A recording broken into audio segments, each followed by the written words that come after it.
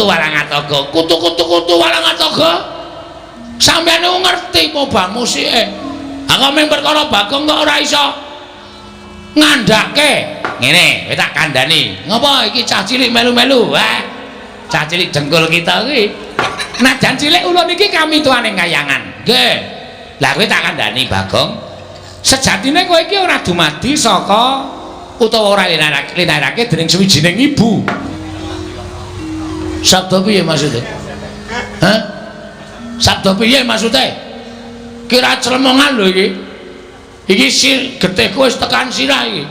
Munggah angel-angel nang kayangan tarewangi nganggo tampar tak unggahke kaya wong mendaki nganti babak bundas nek ming nang kene dikandhani Bagong kowe iki ming dumadi saka sabda ora jelas kowe kesikik ta iki cepet iki ndek gang kases-kases ngono dumadi saka sabda kuwi merga disabda dening sawijining dewa dewane sapa dewane sapa ayo ora ming waton ngomong kowe cah cilike melu-melu yaine ijik melek kono mulai sekolah sesuk wah dengkulmu kuwi ora wah Bagong ki anggere karo dewa kok sak penake dhewe ora piye maksude Bagong non ganti iki meneh bolak-balik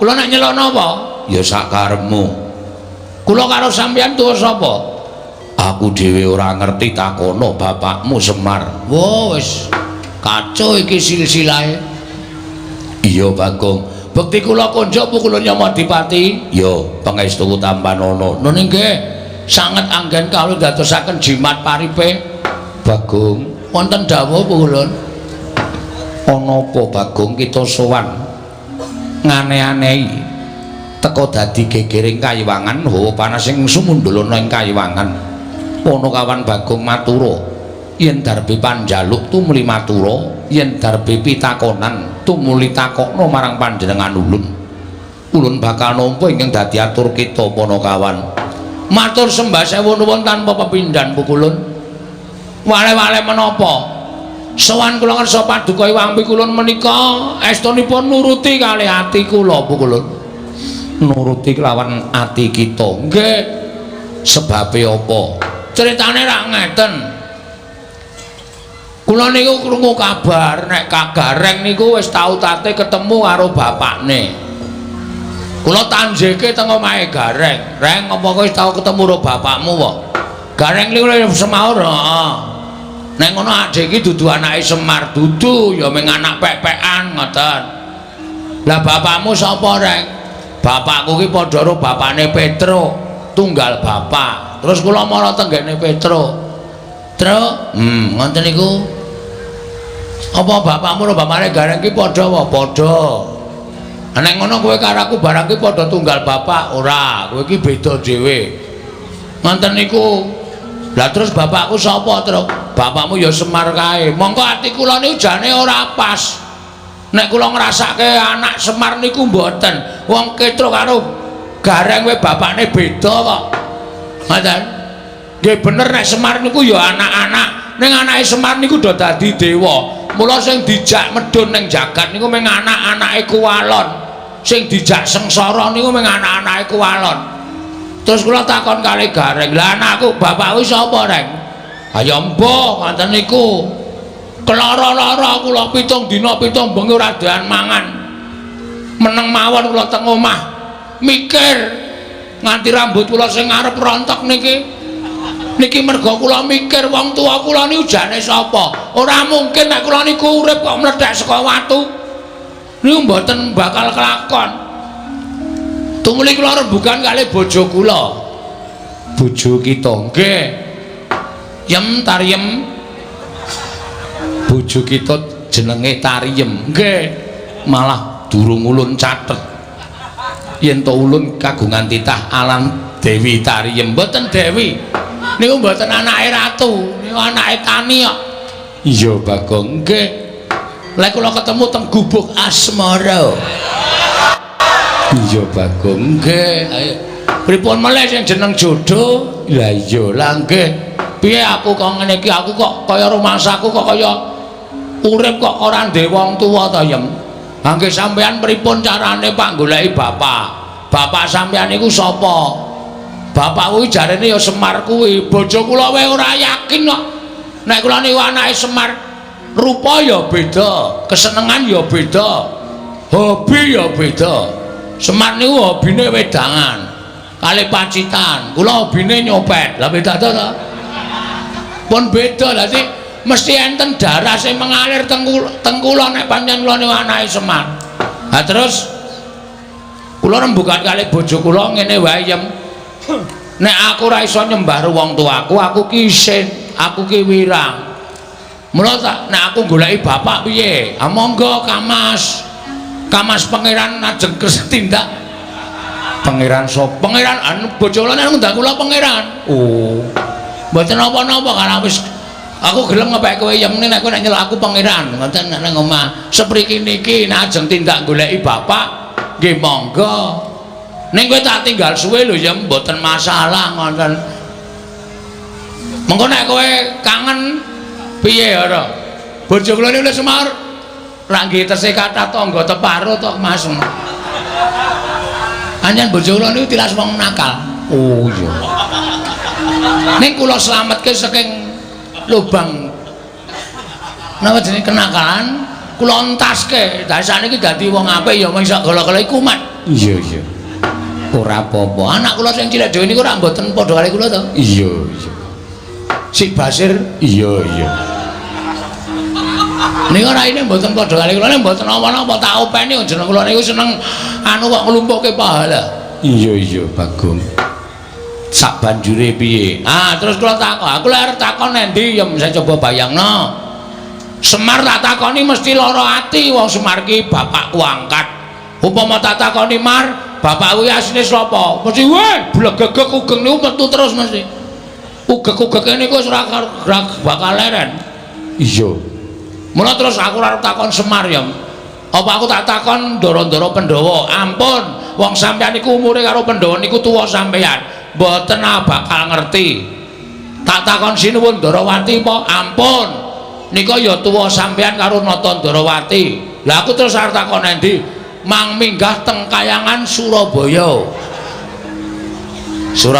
Suralaya dalane ngendi yem nek ngendikaning Kyai Sepuh kudu munggah Gunung Himalaya kula lakoni mongko dhuwure minta ampun pucuke nganti ketutupan mega niku rak saking dhuwure kula nggawa tampar mendaki kula niki wau iya Bagong nggih terus tekan latar sing ngombo sing panas banget jenenge napa Kulun repat kepanasan repat kepanasan riku panase ra jamak-jamak terus kula ajeng mlebu niku dijegat buta loro nggawa godho kali nggawa pedhang gedhe banget kowe buta ingkang tunggu kari sela matangkep jenenge sapa Cingkara Bala Upata kula dicegat ra entuk kula nekat tak tantang gelut lho Cingkara Bala Upata tak tantang perang nggih asalahe kula ra entuk mlebu lho terus piye iki buta loro pun mati kabeh teng mriku lho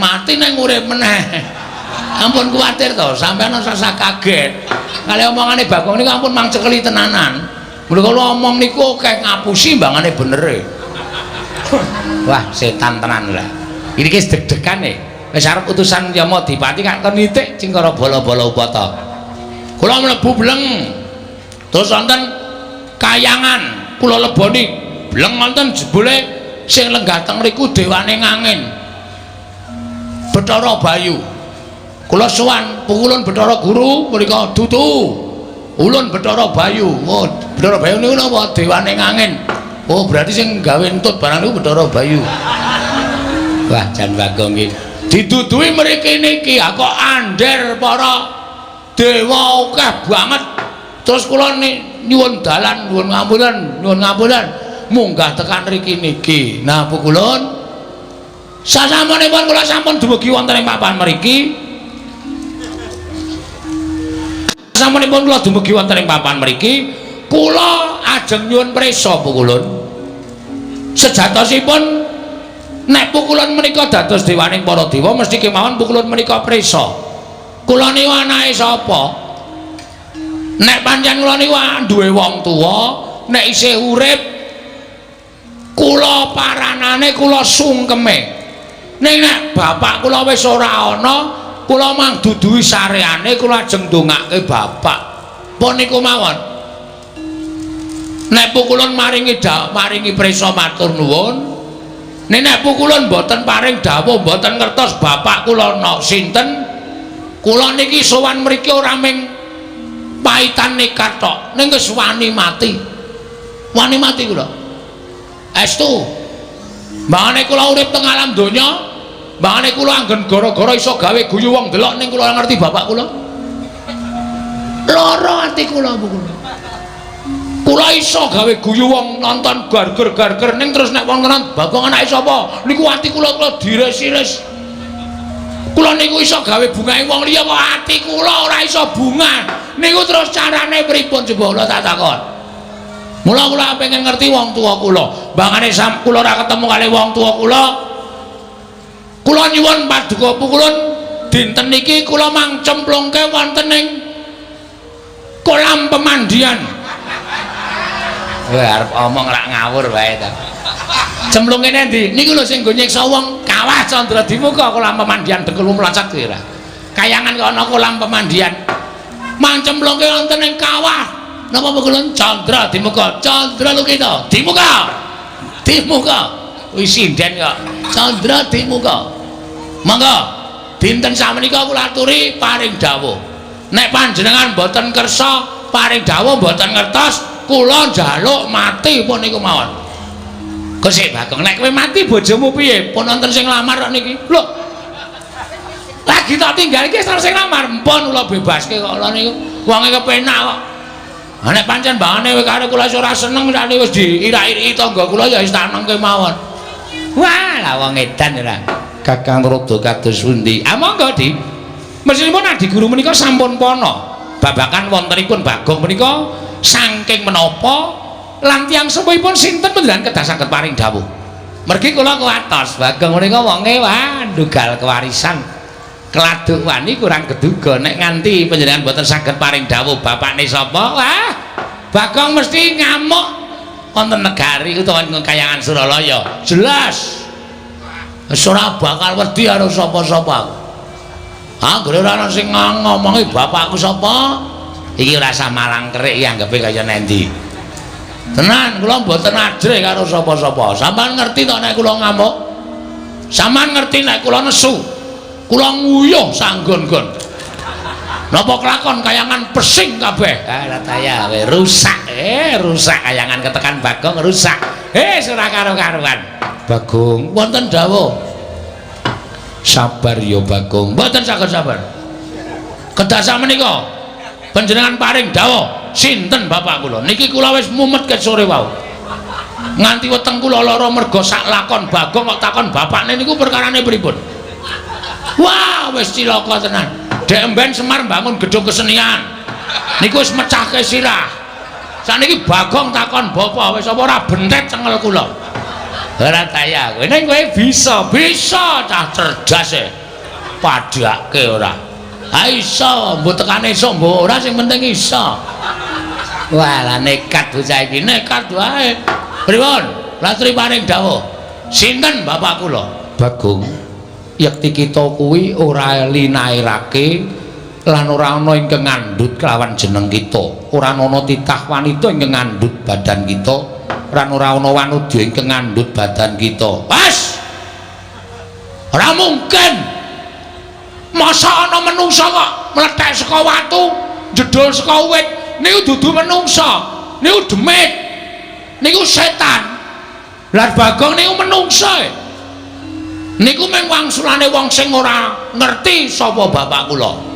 Pun sampean saniki ngaku napa mboten? Bagong. Nun. Ulun niki sapa? Bathara Guru, nek ora tau mulang. Ngerti ulun Bathara Guru? Nggih. Ulun niki jejering sapa? Dewa. Wajibe titah kelawan dewa nyembah tata krama. Nek dewa ditakoni ora iso wangsulan, apa gunanya jadi dewa kok? Mboten wonten gunanipun. Ha percuma, kabeh niku sundan ngerti lelakone kok. Aja kok menungsa. kutu kutu Walangataga kutu Walangataga sampeyan ngerti apa bang musike aku mung perkara Bagong kok ora iso ngandhake ngene tak kandhani ngopo iki cah cilik melu-melu cah cilik dengkul kita kuwi najan cilik ulun iki kami tuane kayangan nggih lah kowe tak kandhani Bagong sejatine kowe iki ora dumadi saka utawa ora linarake dening suwijining ibu. Sabda piye maksude? Hah? Sabda piye maksude? Kira clemongan lho iki.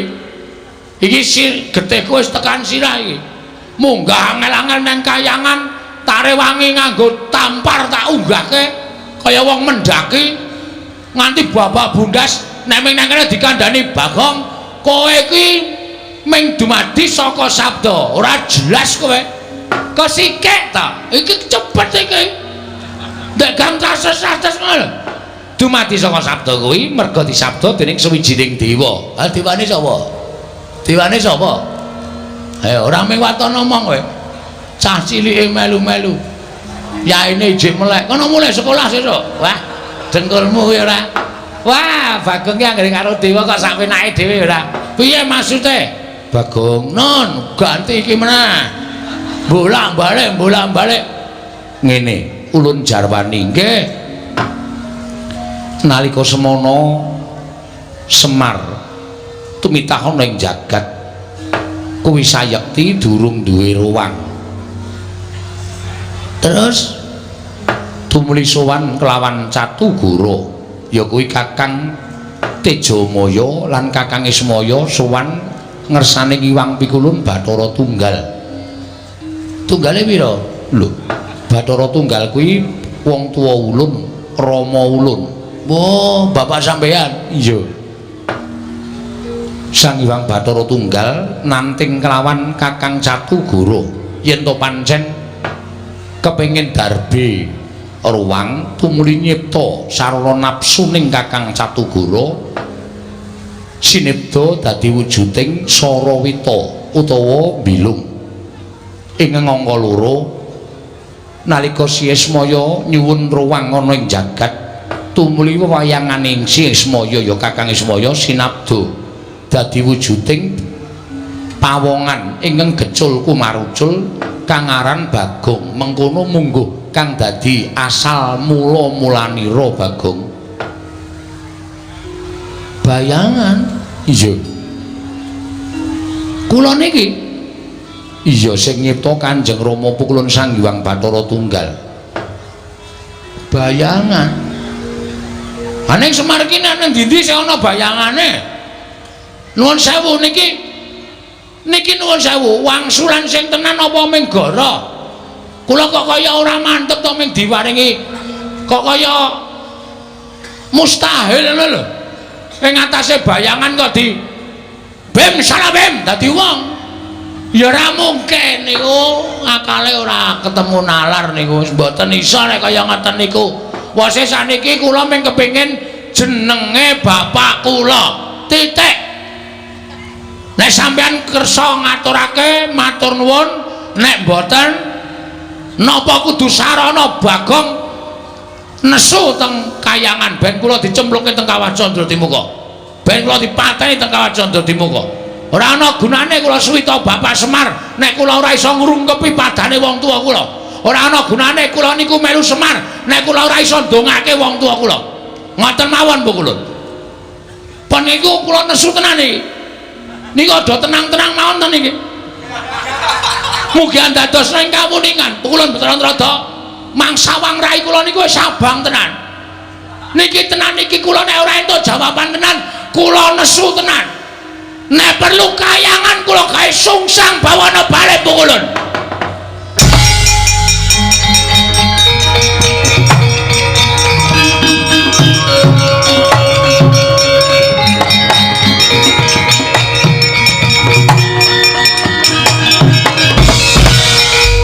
Oh, Mas Tunomo sidang sekaring bawana langgeng. Bagong aja kaya mengkono Bagong. Mundhak ora prayoga kedadeane. Pun kajenge Lah witene sampean wis ora ditakoni ya mung sabda-sabda saka bayangan-bayangan apa? Bayangan kok ming sabda dadi menungsa kaya ming kaya wara ulun kok ulun.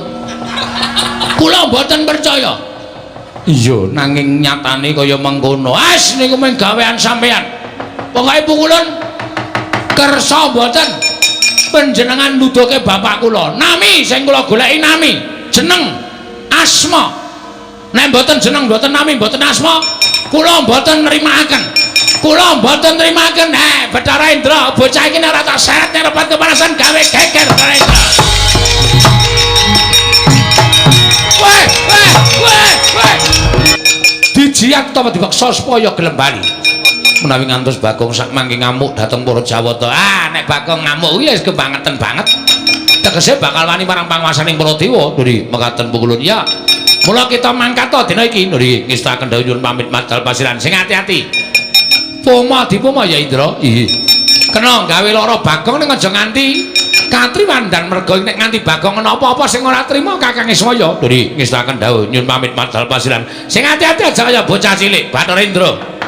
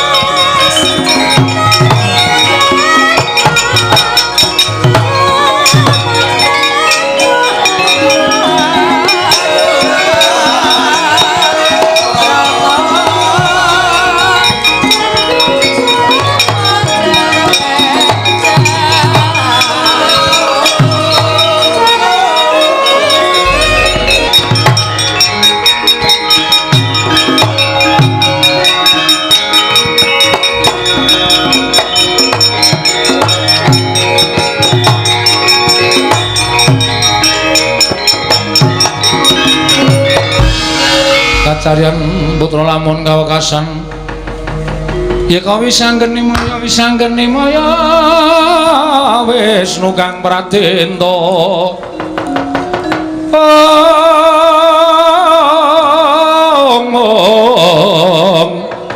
wisanggeni maya Wisnu pradenta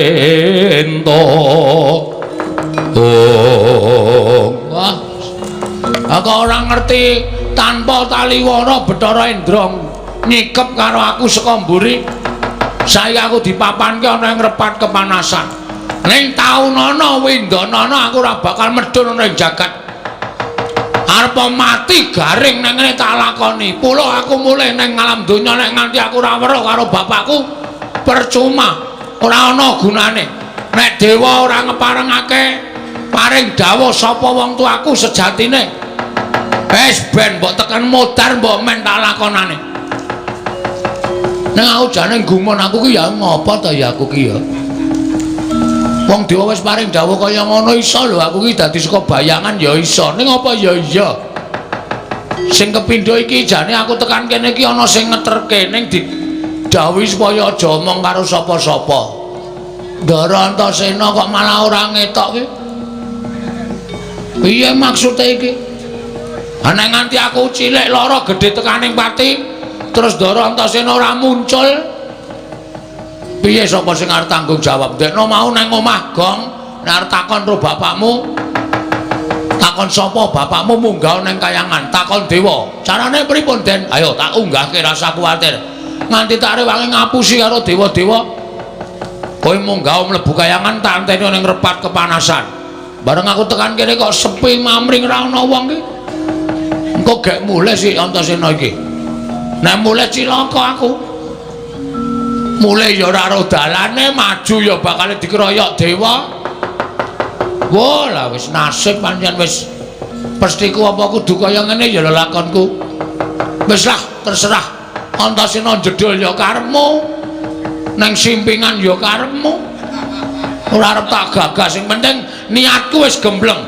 Ndara Antasena ngewangi ya matur nuwun ora ya tak lakonane dhewe. Mati urip wis tak entengke kabeh pokoke. Bathara Guru. Nek Bathara Guru ora kepareng sarta ora iso ngendikake nek ndi bapakku, ora pantes dadi Bathara Guru. Bathara Guru ki kudu ngerti apa wae. Dheweke iki dadi dewaning para dewa. Kudu ngerti marang kananing titah. Kok dadi tak takoni bapakku kok ora paham. Kaya ngono kok dadi dewa. Ora wangun dadi dewa Bathara Guru.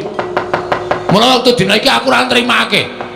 Nek Bathara Guru ngandhakake bapakku nendi, kayangan tak gawe geger. Lho kusik. Apa kowe wani karo para dewa? Lho wis muni ngene kok dikira ora wani ta iki? Iki wis nekat nek kaya ngene iki. Tegese kowe wani. Wani. Yen wani tegese aku iki kudu peksa karo kowe Bagong. Terus kowe tak candhak, tak uncalake saka Gunung Himalaya ben tiba ning jagat. Kowe bali ning papan dunungmu. Nek pancen iso uncalno, nek ora iso ngapunten lho nek ana dewa kewirangan karo Bagong. Lho, apa kowe wani karo aku? Jane ora ning mergo tok warahi ya nuwun sewu. Kepeksa kula wani. Yen wani karo aku kene marganing patimu. Nuwun sewu pukulun. Dijajal dewa karo Bagong menang sapa? Iki merganing patimu. Panggal tak ayoni pukulun.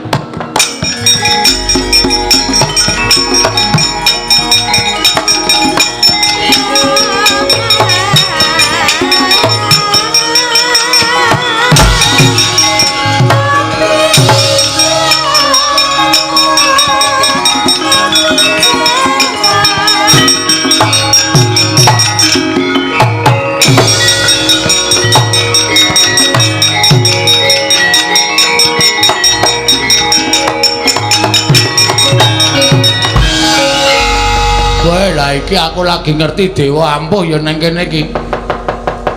Dhek ngantem aku plak-plek mumet tak ampet kok bareng tak bales kok. Rasane tangan iki kaya temomo ning dodone kok. Kaya ora kena wah jan nyemelangi tenan iki.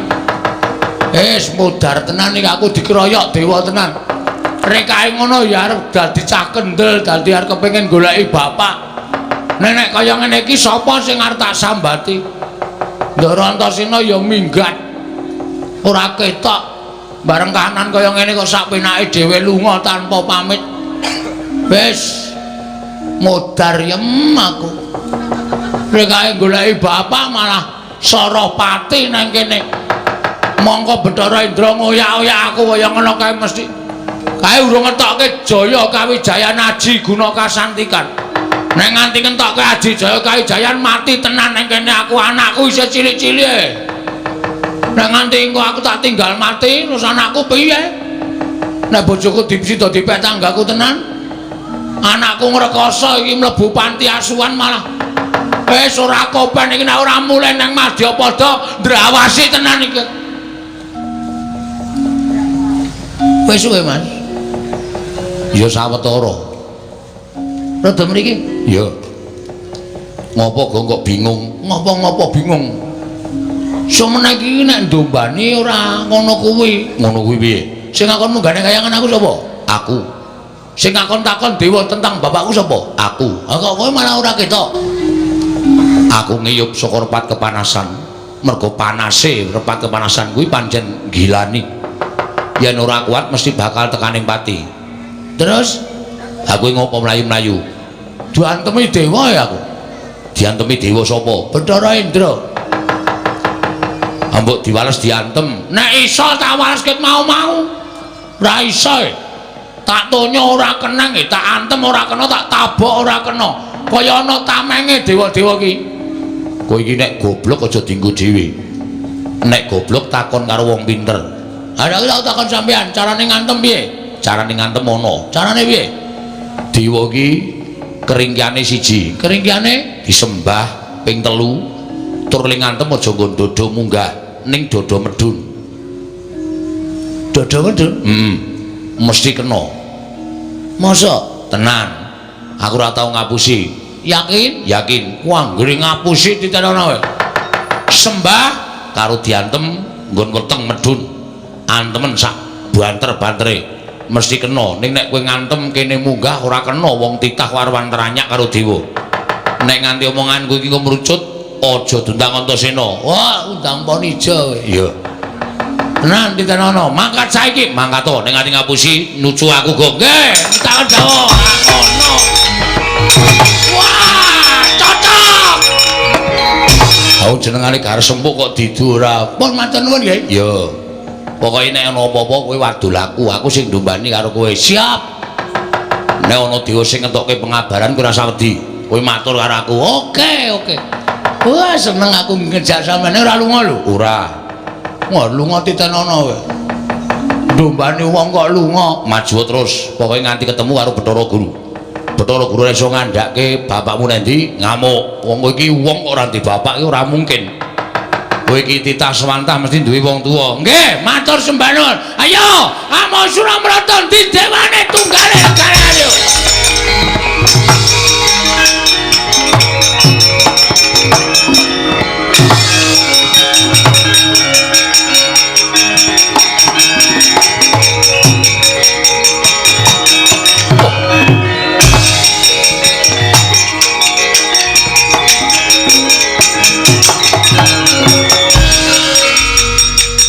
Bagong ngamuk ana ing repat keparasan. Nah, sapa kowe? Bathara Brahma. Bathara Brahma iki sapa?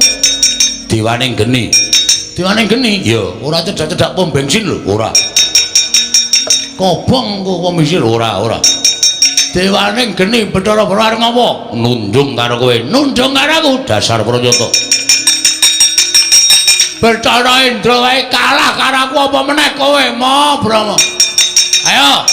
Aku ngerti pengapesaning para dewa. Ayo jajal. Ini merganing patimu. Wow.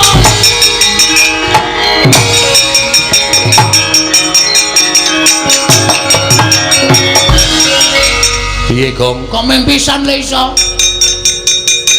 Bareng kula ngantem Bathara Brahma ora apa-apa e. Mesti ning sing lali kowe. Sik. Ora e. Ana, mesti ning sing lali nyembah urung. Wo iya. Wah, lali. Sembah saka kene ora apa-apa bebas. Ping 3 siap. Wis.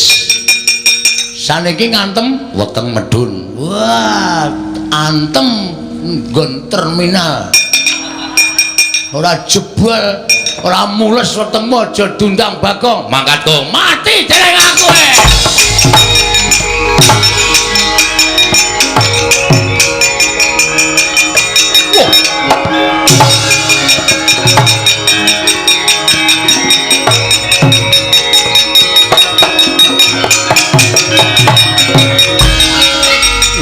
Dal ampuh tenan kowe, ampuh ngungkuli pil pokoke. Lho kok ngungkuli pil iki ya ampuh, aku ya ampuh. Mati dening aku. Ayo, kowe arep ngejak apa Bathara Brahma? Ora iso ngantem Bathara Brahma. Sing kandha sapa? Ora bakal iso ngantem Bathara. Sing kandha sapa? Ngati-ati, ngampet sik kowe. Waduh, mati aku. Waduh. Modar kowe.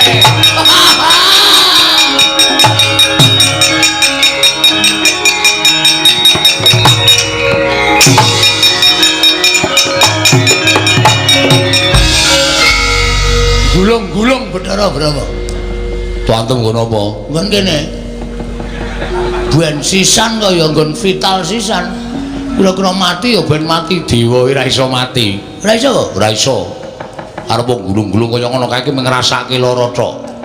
Kaengku ngetokke geni, kowe nek ora ngati-ati kobong lho, Gong. Hah? Ngetokke geni. Nek ora ngati-ati kobong. Sembah ping 3 ora mandi. Dodo medun, dodone geni nggon endi? Wah iya. Kae dewaning geni, kae biasane Bathara Brahma iki nek nesu ngetokke geni, ngobong mungsuhe. Wis iki piye iki? Tanggung jawabmu no, Cina. Piye iki aku nek kanane kaya ngene iki? Ora usah kuwatir, ngejak aku iki mesti duwe penemu. Terus Kowe engko nek kobong ora bakal ngrasake panas. Kok iso? Aku tak mancing ning awakmu. Nang kene? Sedeng po? Sedeng, aku nganggo badan sukma mancing ning awakmu. Ora usah kuwatir. Pun, pun. Yo, metu ngendi? Metu cangkem po? Sedeng ora iki? Ora sedeng. Apa kene? Kene ciut ning sombo barang. Moh. Mambu. Wah. Tak sabune. Kowe ngampet ambegan. Ngampet ambegan. Ngono kuwi aku tak mlebu dhewe ning awakmu. Nek kowe klebon aku, kowe diobong ora apa-apa, disuduk ora apa-apa, dibacok ora apa-apa. Aku tak mapan ning awakmu dina iki. Dadi engko nek kowe dipobong karo Bathara Brahma iki ora bakal piye-piye awakmu. Wis yo aku tak mlebu yo. Nek aku mlebu ning awakmu mesti kowe ora bakal dadi wong ringkene, dadi wong sekti. Selak modar. Le ngampet ket mau ora kok mlebu-mlebu kowe wis. Yo. Yo.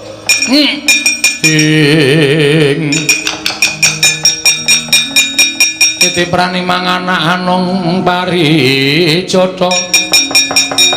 Mbak lume mbak lamun mambeng lirung mbak ing samudra angra. Gong wis. Sampeyan teng pundi? Aku ning awakmu. Lho. Wedane daya. Kula iso napa mawon, iso. Kowe ditamani geni ora apa-apa. Blebeke nang segara ora mati. Wah lha iki. Wah, pun sampean teng riku mawon mboten sampe metu. Lho. Kula tak dadi wong ampuh sak lawase, aja engko ndak tok nggo pamer, ndak tok ngumuk. Wis saiki arep ngopo? Kula cobane. Pethoke Bathara Brahma nganggo geni. Nek kula kena geni mati omongane Ndarantasena ming tekan pangucap mau mboten kababar dadi pakarti. Ya wis jajalane ora percaya. Nggih, tak maju alon-alon. Ya kono.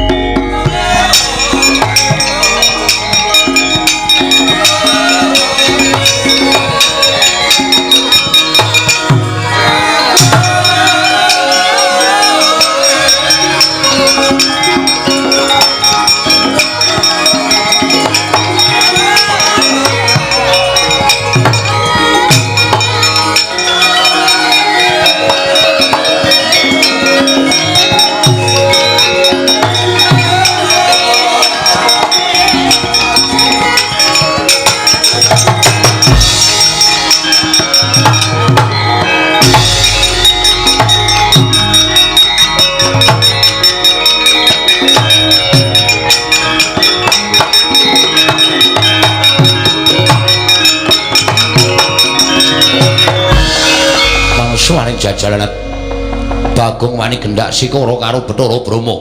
Mirang-mirangke Bathara Brahma. Bagong, aku mentala karo kowe. Tibane daya kekuwataning Bathara Brahma, ora kobong awakmu aja tundang Bathara Brahma keparat.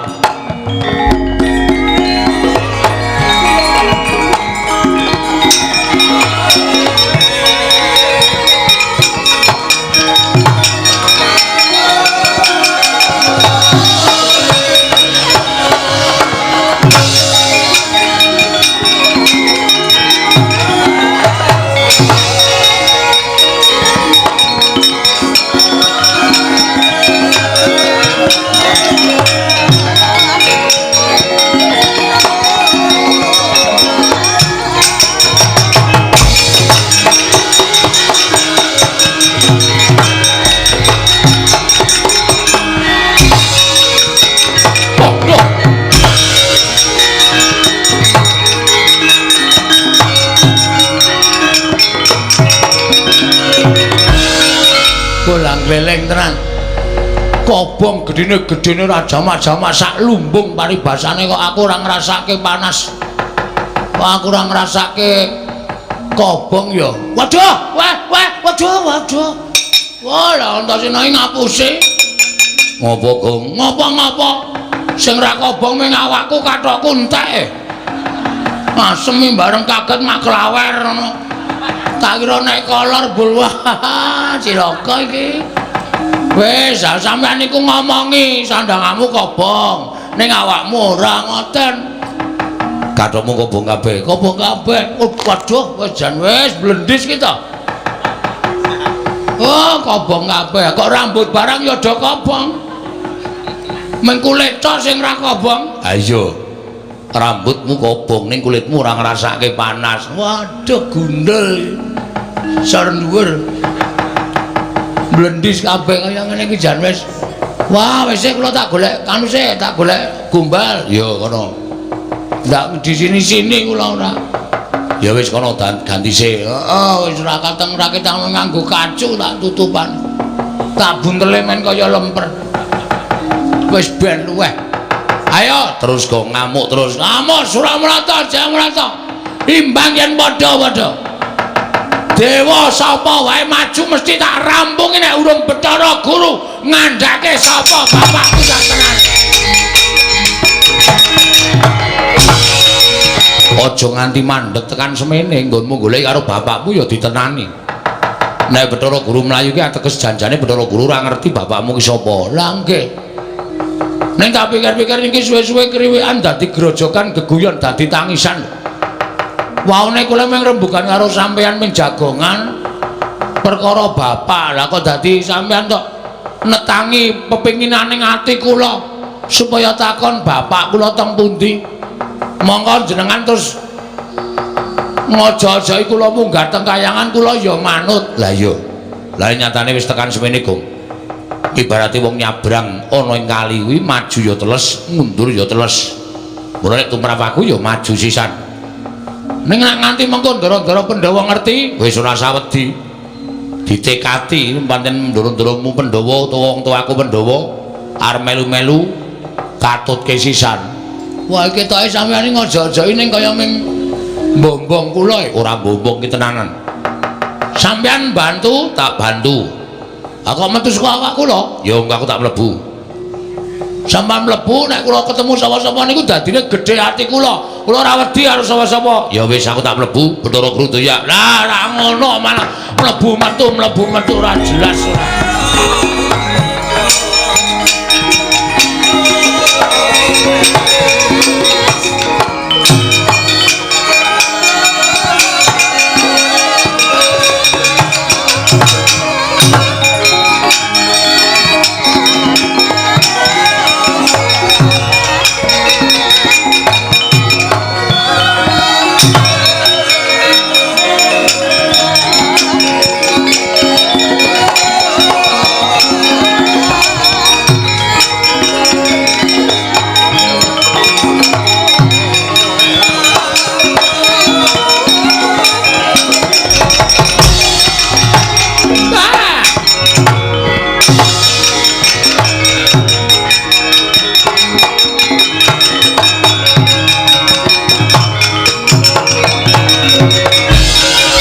Kakang Narada kados pundi? Ah, pun geger mboten kanten-kantenan. Ah, wujude we Bagong, jenenge we Bagong, wong dugal kewarisan wong sakepenake dhewe. Para utawi para widodara widodari ingkang samya ngunduraken dhateng pun Bagong mboten saged kelampahan. Para dewa-dewa sami katriwandan nungsang puyang numbuk bentus lampahipun. Inggih Kakang Narada lajeng keparingipun kados pundi? Nyatanipun panjenengan sampun mboten saged ngaturaken sinten tiyang sepuhipun Bagong. Lajeng keparingipun Kakang Narada menapa kula kedah mlajar saking kayangan. Ah, nek mboten mlayu kewirangan lho, Dik. Nek mboten mlayu panjenengan badhe kewirangan. Lajeng mlajar wonten pundi? Jana Loka kemawon. Sowan dhateng sinten? Ah, Bagong menika abdipun para Pandhawa. Pandhawa dilapori nek Bagong kurang ajar mesti kemawon Bagong badhe nabi widara saking para Pandhawa. Dik, monggo Kakang.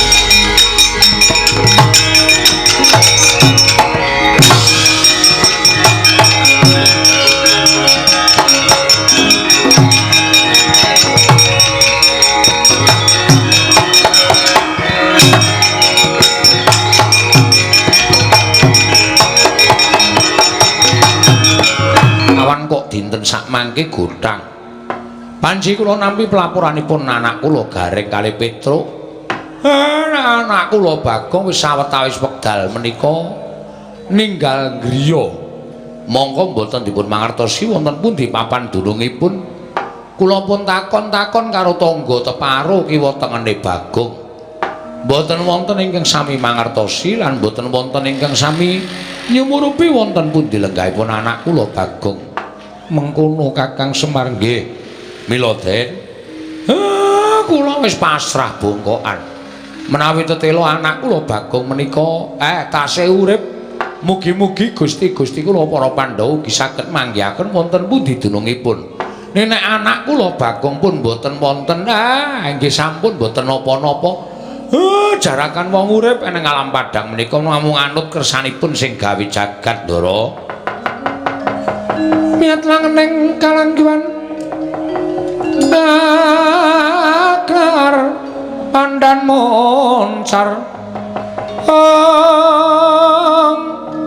tinaner kagonang sureng-sorot etan padang kasoran pacaring purnaming gegono dasari mangsa katiga dereng ngantos paripurna balwacana kasaring ing tumep saking dirgantara Sang Hyang Pikulun manik moya karya kagiat kang samya mulat lang-lang ing triya mangungkong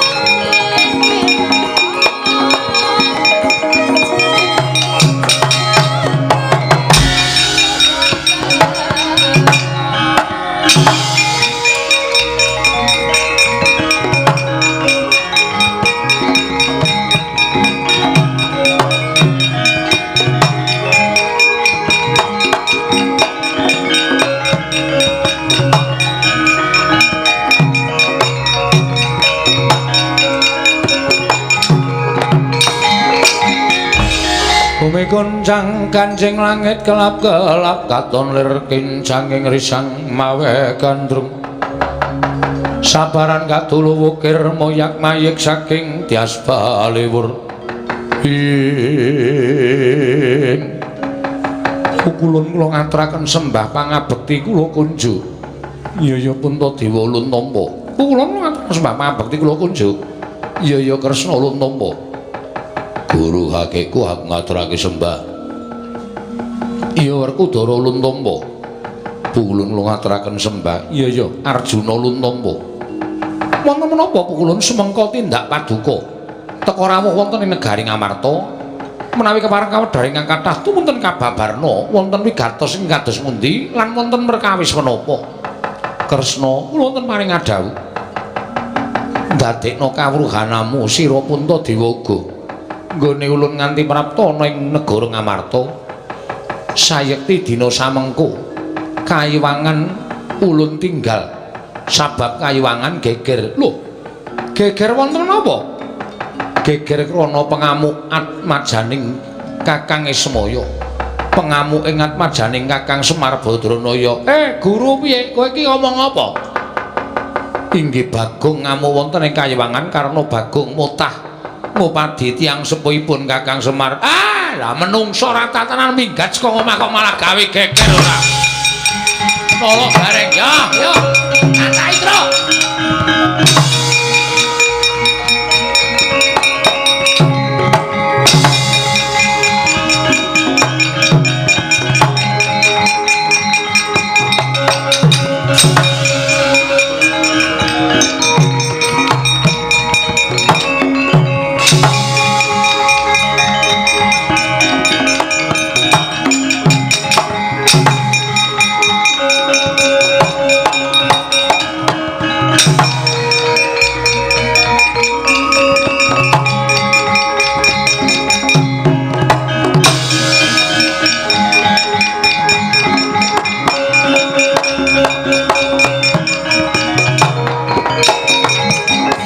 Redo mangawur-awur wurahan tengaraning ajurit gong maguru gongso tetekaya Butulawar pantriting turangga esti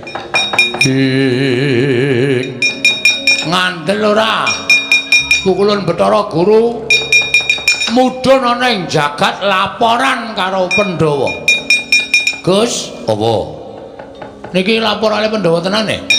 Ora sawedi aku wis ning awakmu ngene iki kowe iki dikapak-kapakke ora bakal iso tekaning pati.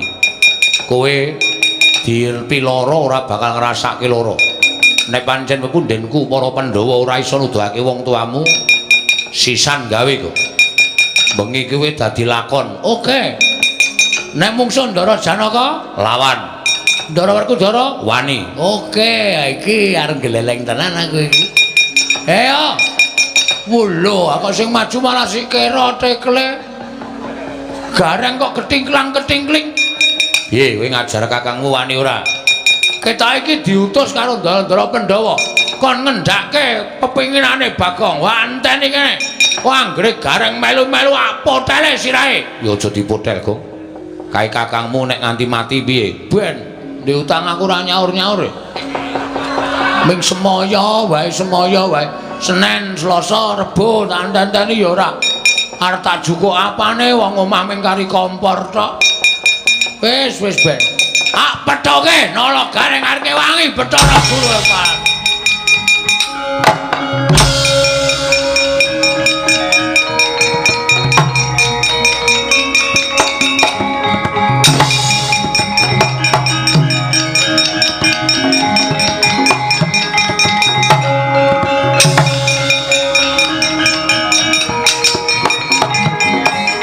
Kunjang ganjing langit kelap-lapaton lir kincanging risang mawe gandrung gong Bagong le Gong kowe kok mendelik mripatmu Kang Supan demit kok le kowe ngapa kok ngamon ning kayangan barang iki kowe iki ngapa edan apa piye mbok eling to Gong kowe iki ming anake Semar kowe iki ming wong kere kowe iki ming kawula kok ngobrak-abrik kayangan nganti wong Bathara Guru ora trima kowe entuk pidana piye? Gong sabar, Gong. Mula kok goro-goro tak enteni kok ora teko ki kowe jane endi? Ngapa? Goro-goro kok ora teko. Wiwit bengi iki aku absen goro-goro. Lah ngopo? Gah. Pol paling ming gembus asmara, gubuk. Gembus dengkulmu mlocot, gubuk asmara. Jeli aku ngrungokke. Bengi iki aku lagi ora arep gara-gara truk lan dadi sumurmu. Aku ngene iki pancen wis tak niati. Kowe tau ta reng tak takoni bapakmu sapa? Kowe tau muni ketemu bapakmu? Tau ta? Tau. Karo Petruk ketemu bapak. Zaman aku goleki bapak karo Petruk ya terus, heeh. Bapakmu sapa? Begawan Salantara, ya Gandarwa Maya, ya Gandarwa Raja Bali. Manggone nendi? Saiki wis ora ning jagat wong kuwi mbiyen jim. Terus saiki wis dadi dewaning para dewa utawa dadi jangkeping para dewa. Kuwi kowe wis ketemu karo bapakmu Petruk ya padha to? Padha. Aku ro gareng iki Kakang Adi. Nek jane tuwa aku ning ketemune Semar dhisik gareng mula dituwake gareng bangane Petruk. Terus saiki anak telu Semar iki kok sing loro ketemu karo bapakne kok aku ora. Adil ora ngono. Lho, lah ya golek ana bapakmu iki dalam rangka